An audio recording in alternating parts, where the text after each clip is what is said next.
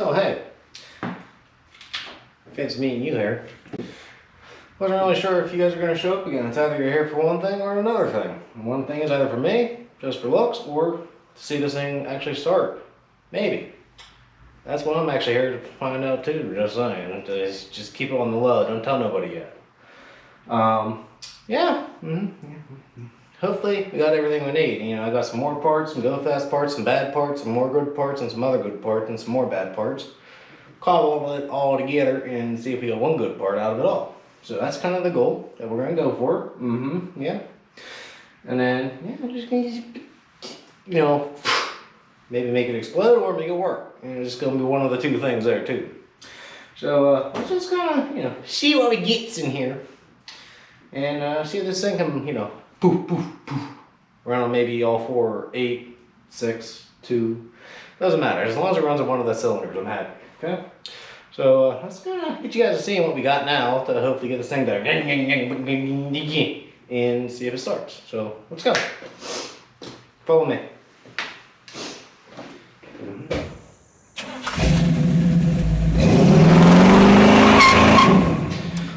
Okay.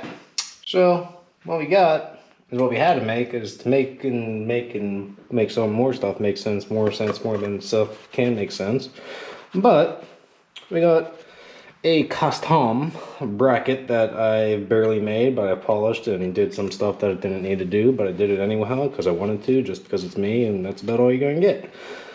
So far I'm going on ahead and said, not to make sense of any sorts of anything anyhow, anyway, but got a bracket. And this little guy's gonna go bolting right up on in there, you know, if you can see that, you know. And then I went and, you know, spent the extra couple bucks, you know, made it all fancy and whatnot, like almost too fancy just to make it, you know, blend in. So this is a bracket you get with the new regulator. And I have not, you know, fully installed yet because I was waiting on some more parts, because more parts are wrong about the right parts for the good parts, okay? So I got some stainless steel hardwares that I'm going to have to mount this to my new regulator, as you can see. Ooh, yeah, very shiny, but also to the dark side. So these are the wrong parts, but I got the good parts for the wrong parts of the right parts. And then, yeah, got my pressure regulator hooked up to the regulator, my gauge. And we're going to take these off and put the right ones on that I just got in the mail. And we're going to hook this thing up to the back of this where these 4 screws go, and then mount this to that, and then mount that, or mount, I don't know, I might mount that to the fender first, and then mount this to that, I don't know. We'll figure it out, just, you gotta bear with me, okay?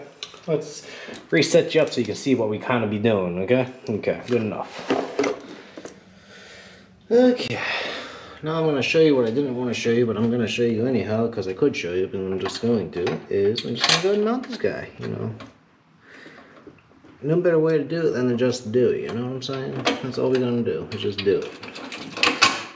And let's do is line up. Throw on some washers, somehow, some way. If I can figure out how this goes in. Oh, easy, killer. Don't be breaking stuff now. No time for redos.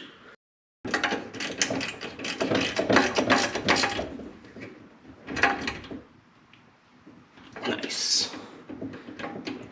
Oh. Sure, something like that. Now we got a pressure gauge while we're looking at it. I get a little bit in there. Not really the best spot for it, but if I don't like it down the road, we can always change it. So that's what we got there. Now I got these here nifty, handy, dandy new fittings that are the wrong fittings, but are the right fittings.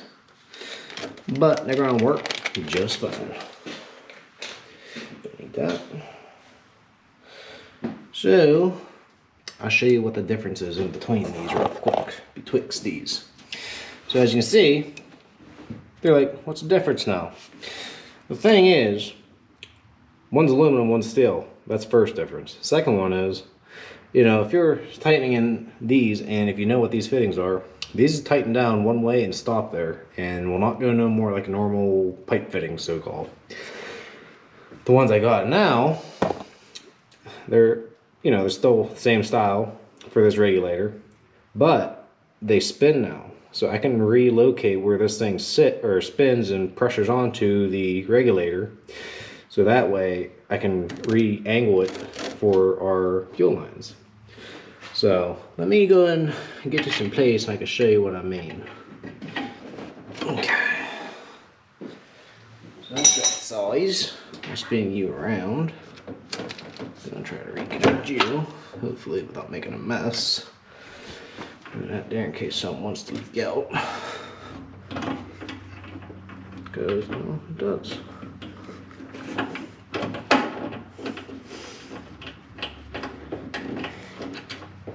Nice. She's fitting, y'all. I'm excited. Very, very excited.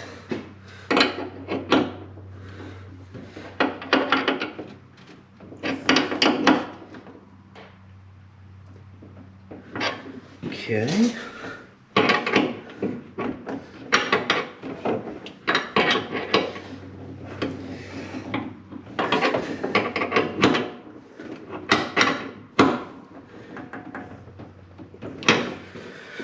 Okay, I think we are good to where we gotta be. I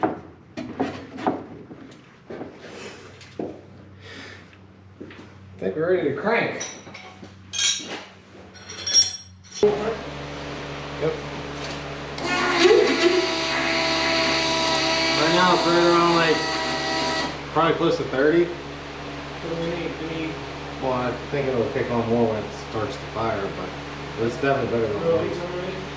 Let me check the fittings, make sure, but I don't think so.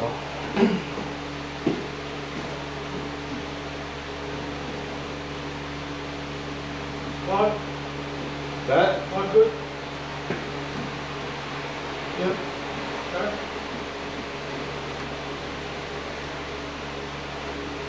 Good? I think so. Right? Should be.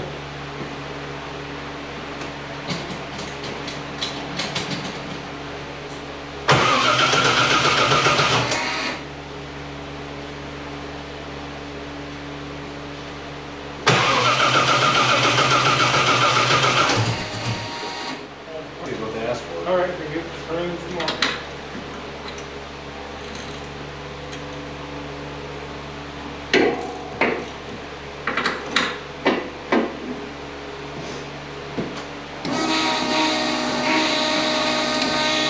Let's see if we get fuel now. I just seen it pop out of the part where Yeah. fuel just jumped out of it. I might need to readjust the lever down to flat back on 87 so that way it tips down into it. You were on 87? Is that? Well, we're on 87? The throttle position sensor.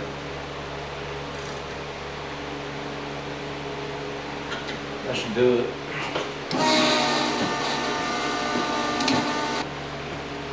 Alright. That's good.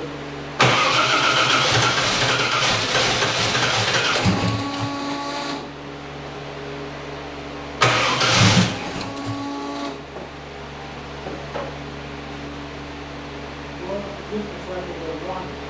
That one? Yeah. Maybe turn it.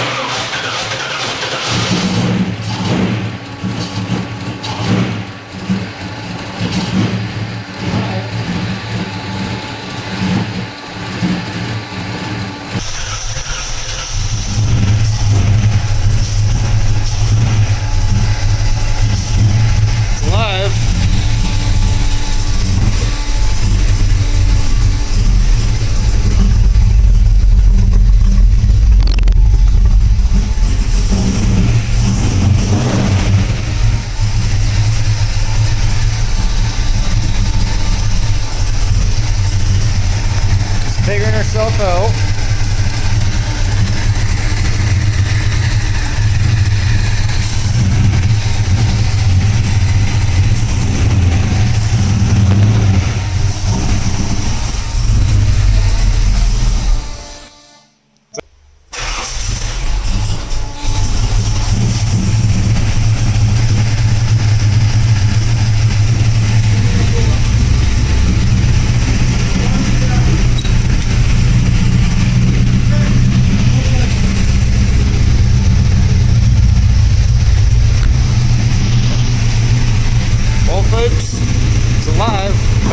warm itself up.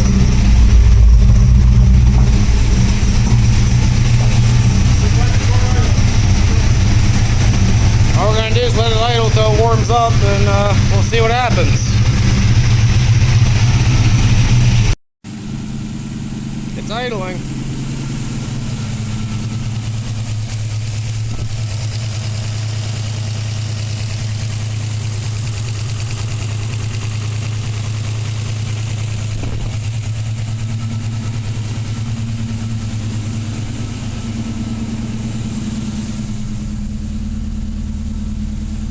It's doing its thing.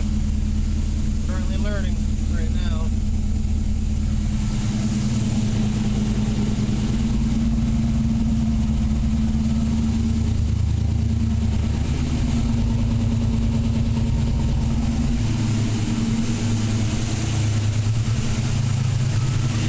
Mint. Alright, so before we go and take this thing out on a test drive, we gotta, snazz up the engine a little bit. So what we got is some stuff to, make it a little noise, okay? So that's what we're going for. So we got some new valve covers, because I want to match the air cleaner, as you guys seen. Got some new handy dandy gaskets. There's two different sizes. Probably have to go with the thinner one because I think these edges are slightly bigger possibly than the other one. Not sure yet. But then I also got some new spark plugs. They are 3926. And we got a new air cleaner to go with the new valve cover to match all that, how that go together. And then we got some new spark plug wires, the right ones this time, that are 9090s. So we're gonna try slapping this off together, and then we'll take the car for a spin, see what we get. So let's go and get the old valve covers off, see how the valve train are holding up, and we'll go from there. Okay, so we got ourselves a few things here, and what we're gonna probably start off with first is valve covers. I ain't gonna show you guys all the final reveal until, it's time to reveal. That kind of is like a waste of a point to even try to show you this all. So we're gonna take our air breather off, because this one's chrome. You get you home, but this is whenever I first built the car, roughly about, I guess since like 2013 is whenever I finished this all initially. But I wanted to do an update. That's why I wanted to go with like the more modern look of the air cleaner, the valve covers, and we're also doing the EFI, so might as well. So might as well spend the extra couple bucks, to get this all done. So what we're gonna do is I just threw these wire looms on just to kind of see how it's gonna sit. If there's anything that's gonna need to get clearanced. But we're just gonna pull these off for now to see what we got going on. So I haven't looked at these in a little while, so I'm curious to know what we got going on. Everything looks fine. No, actually, good thing I took these off. The valve cover gasket was actually falling into the engine. Whoops. But that's fine. These are, I believe, comp cam roller rockers that are on here. I'll actually get you a close up real quick. Alright, so what we got here are, I believe they're comp cams, roller rockers, and they're a 1.5 angle rocker arm. I believe they're comp cams because I forget exactly. These were on the car whenever I first initially bought the car. So somebody upgraded all this, well, the rocker arms itself, which, that's fine. We're just going to give these a quick little check. Nothing feels out of the ordinary, which is fine. So these are somebody put some money and effort into the original engine setup that was in this car, and this is all whole new geometry, intake and everything with new heads, which I'm actually going to buy another set of these heads, which you'll see in a new video eventually after I get this one mostly together, because I had to do that to be able to work on the next car. But as you can tell, these are Summit Racing heads, which I believe Dart at the time or Brodix made these heads for Summit at the time, whoever got the contract. And there have been great heads. I've never had any issues with these, knock on wood. I don't got wood around me, but knock on wood. And it's been a great set of heads and cam. Like, this is a great setup. It's a animal like you wouldn't believe, at least for me. Pushing close to probably 400 horsepower plus. I don't know exactly. I never dyed on it, never ran the numbers together to figure it out. But that's kind of setup we got, and there's nothing too crazy going on with it. But yeah, I can leave those on for a second. I want to set the other valve covers on, make sure everything clears, have no problems before I take anything off. So let me just get this gasket wiped down so it's not extra oily or anything of that sort. And we'll go on ahead, throw the new rocker, the valve covers on. I'll have to cover them up so you don't see them. But yeah, I'm curious to know how it's going to look, because it's going to be one mean machine when I'm done with this. I've been wanting these valve covers for the longest time, and I finally got them. So let's just dress up the engine and get it done with, right? So let me go ahead and grab valve cover and see what I got for clearance. Alright, you guys aren't allowed to look at that side yet, but I'm going to go ahead and get the other side off, check the valves, make sure everything looks fine. Nothing looks like it's worn out. I think I've checked these in at least a year or two, but again, I don't drive the car that often, so we're just kind of winging it the best we can, because it's all we can do. That one's on full compression.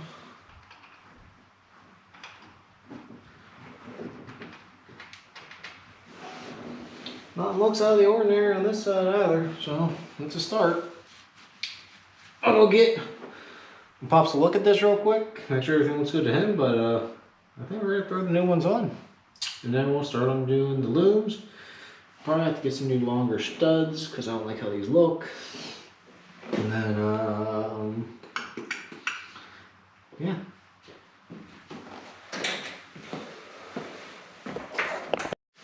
Alright, so what we're gonna do now, since we got this stuff, tidied up, is we're gonna start changing out the plugs and wires and run through the looms. This is something I've been waiting for years. So, we're gonna go ahead and get the plugs out, and we're also gonna read on them by seeing how should be running, because I actually checked these plugs out since we had a problem first time a long time ago. And they're auto lights. I believe the part number is. So the part number is I think it's like 3696, something like that. Working on trying to get that up, to tell you guys what it is, but parts are always stubborn as usual. The ICs, I know this stuff gets very messy, but it'll save you in the long run of pulling out threads in like a block or anything of that sort. It'll just save you in the long run. It'll just save you a lot more time. But as you can tell, these things were definitely running richer than the richest people out there. But that was also before we switched over to the EFI, and I haven't really, still learning, but I haven't really driven it that much with this. So they're still firing, but she was definitely rich. Which it's always better to have a happy, fat engine than a lean and mean engine. So that's a good sign, but at least it was burning well. It was at least starting to clean itself up when we were running it. But these were starting to get rusty, and I wanted to replace them. That's what a nice new spark plug should look like. Well, it does look like. But we're also gonna gap these two, make sure they're roughly around, I think it's like 30, it's like a 30 gap. I think it's a millimeter gap or something like that. So I'm gonna go ahead and get my feeler gauge, check these out again, make sure they're at the right specs, make sure that these are at the same ones as these, because we had no problems, and go from there. So we'll get these anti-seized up. These even have the washers, the crush, and it seals the engine down. So I'm gonna go ahead and get this ready, and we'll throw this back in. Alright, and in case some of you guys that are now tuning in have not gapped any spark plugs before, it's honestly really simple. This is actually a more simplified version of it, because it just gives you direct measurements instead of having the one that you have to slide around and feel that. I feel like this might be more accurate for some of you guys. I mean, it feels like it is for me. It's easier because you can also just use the tool itself to open and close it, whatever you need. But simple. You can go around checking all these. Like this is a 0.034 thousandths, and then there's also 35 thousandths. I think it's thousandths. I forget exactly how these measurements are, but I just know which sizes they have to be. We also got the 0.4, which is good. no real movement inside. And then you also have the 0.45, which is too big. So the original one I measured is actually like a 0.04 hundredth or thousandth, whatever it is. So that's the gap we're going to go with, is the 0.4 on all of them. Make sure they're all about right. But before we do that, I'll leave that there because we will need that. I'm going to go ahead and throw a little bit of anti-seize on here because a little bit never hurts. And so that way you can pull your plugs out next time you are doing wires and plugs on your car.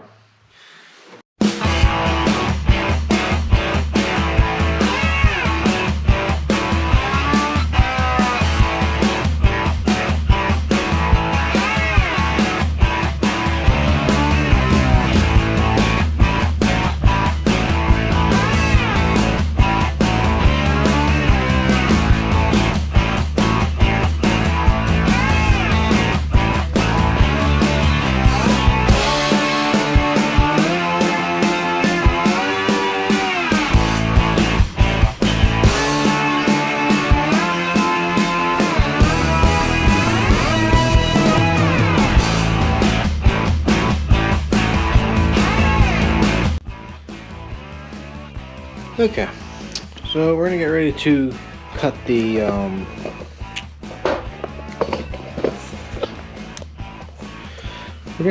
cable, and I left myself a little bit of leeway in case something needs to be moved around per se. So I got it to roughly be right about here, and I might actually just cut it at the 8.5 just so I have a little extra space. But yeah, I have a little bit of leeway so that way I can stretch it around. It's not like you're getting restricted or anything. So this is the only cut I get. Hopefully it works, and I'm gonna go from there. But just make sure you do a straight cut like that. And I've never made these before, so this is new to me. We can take the tape off because we don't need that no more. We're gonna take our block. There's two different sides, or two different hole sizes in it. There's a 8.5 and also an 8mm. But all you gotta do is take a razor blade to get your length that you need, and make sure this is all the way up to where you need it. So you're right about there. All you do is put your razor blade right against this block, push down, and it starts cutting into it. Make sure you have a nice new razor blade, and just spin this around, and eventually it'll just loosen itself up enough. We're good there. You can go ahead and pull the rubber out, just like that. So now that we have that crimped, we're gonna go on ahead, and the way that they show this too is that it kind of folds over, and you're supposed to have a little bit of a gap somehow. I'm not quite sure yet, but we're gonna have that kind of in like this. Keep it down. So what we do to clamp that down now, you pull this apart, and we grab one of our crimps, and we're just gonna go on ahead. And this stays moved all the way forward as much as possible. Pull this out a smidge bit. Put this in pretty much like that. So then we just take our crimping tool, and this just kind of sits on top of the vise, these two ledges here. Open this up like that, and then crimp it.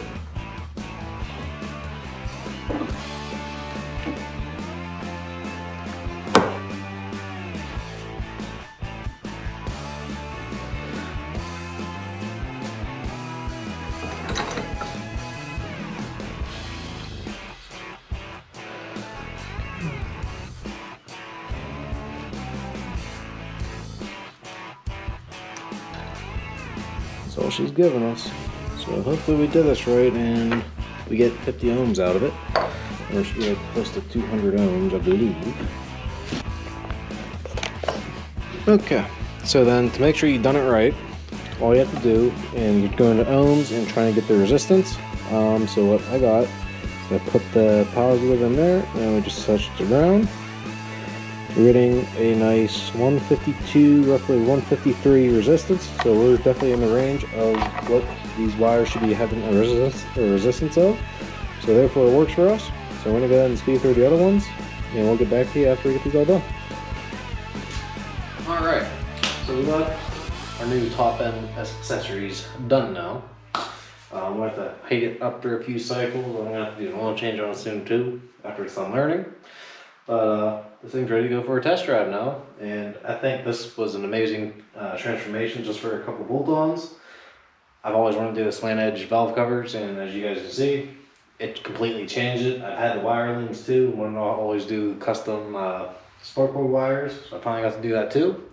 One of the next bigger things I'll end up buying for the engine, just so it kind of matches the freshness update, is getting eventually new headers. I'm not sure which brand I'm going to go with.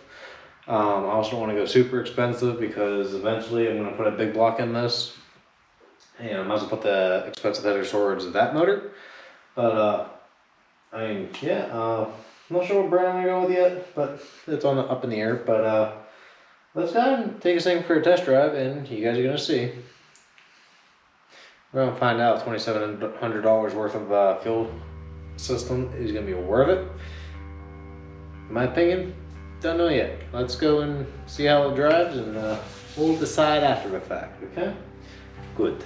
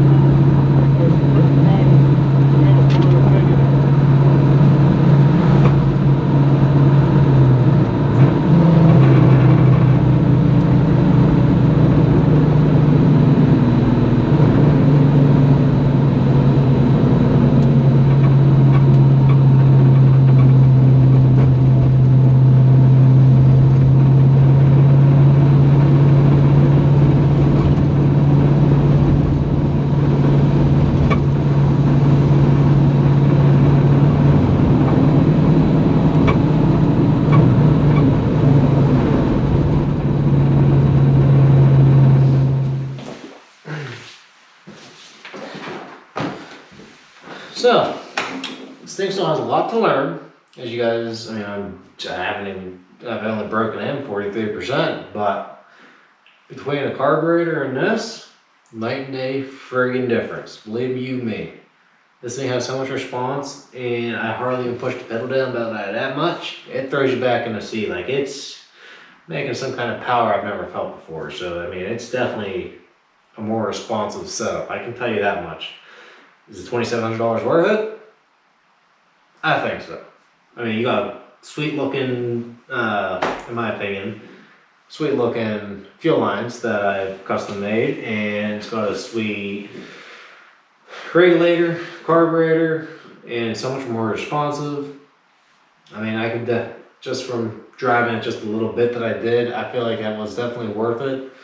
It's definitely a lot of money for it. If you were in that kind of budget, I kind of went overkill on this, just to kind of prep it for a big block. But for an XFlow driving, it's really not that bad. I was told that it's going to be too much throttle body, but it's self-learning. It's fixing itself up for how it has to drive, and then I can also redo it for a big block too. So therefore, it's like, it's a win-win, and it's not like I'm driving this thing every single day. It's only once in a blue moon. But I mean, I'm very happy with how this thing's already performing. It's only been, I don't know, like a 5-mile drive so far. I haven't put enough miles on it yet for it to fully learn, but it's gonna drive even better whenever it's done learning. So yeah, I'll give you guys updates whenever this thing's kind of done learning itself, and I'll let you guys know if it's even worth doing it to your car too. And for the Holley XFlow, I'm very happy with this. It turned out freaking amazing, and just, it's been a dream, and I've been trying to finally get there, and now I'm finally getting there, and feeling unreal, because I love the setup, and it just looks really awesome. So I also appreciate you guys for tuning in, watching the videos all the way through, and supporting. And I hope to keep making content for you guys like this, if you guys like this kind of stuff. And if you guys have any feedback or comments or any other tips, feel free to leave them in the comments, and I'll get back to you as soon as I can. But that's going to do it for this episode. Thank you guys for watching Get 'Em Together Garage, and we'll catch you guys on the next build. Thank you guys for watching. Catch you next time.